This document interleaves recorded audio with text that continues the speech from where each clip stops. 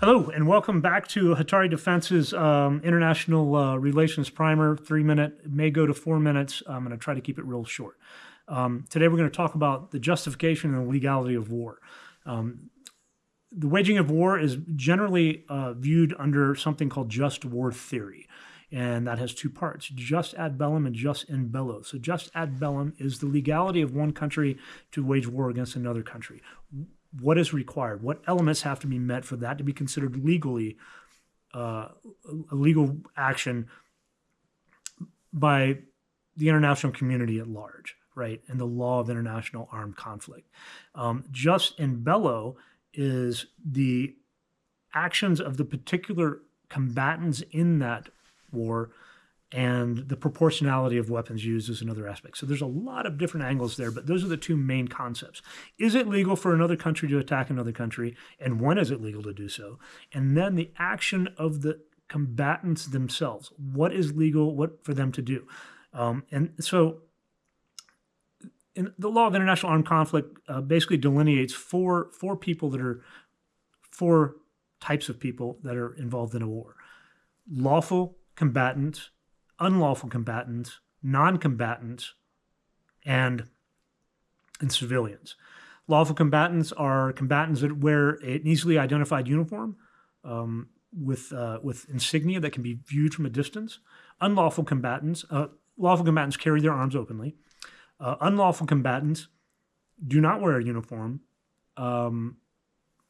hide their guns often, their weapons. Non-combatants are medical personnel and chaplains, and then civilians.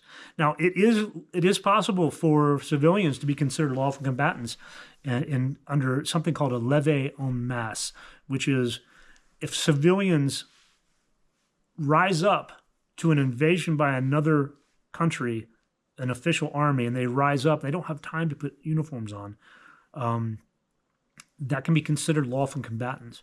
Now, the difference between a lawful combatant and unlawful combatant is whether or not they're protected under the Geneva Convention. The Geneva Convention was ratified in 1949 after World War II. The second part of the convention, first part was formulated in the 1930s.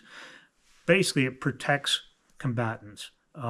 It protects lawful combatants if they're injured, wounded, and it protects them if they have a status as a prisoner of war. And it also protects actions against civilians. It is not legal to wage war against civilians. I think everybody can agree that. So how does this apply today? Well, let's just take two recent events. Gaza, Hamas attack on Israel. Is that legal under jus ad bellum? Maybe. They're kind of already at war, and whether or not what they did was, the actions are not legal under jus in bello, but them attacking might be justified under an international law for a myriad of reasons. And I'm not here to set policy or make commentary about policy. The Ukrainian war, jus ad bellum, Ukraine really wasn't a threat. Russia lined up a bunch of military operations up on the border and claimed they weren't gonna. It was just a special military operation, and then they attacked. By international law, that was an illegal action. They weren't under threat. They weren't currently at war with Ukraine. They gave false pretenses to the international community at large, and then they invaded.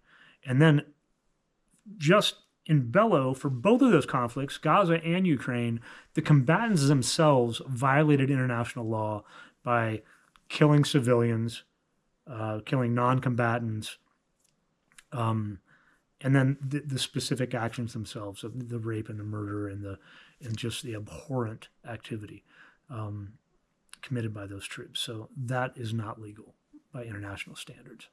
So those are the two things to think about.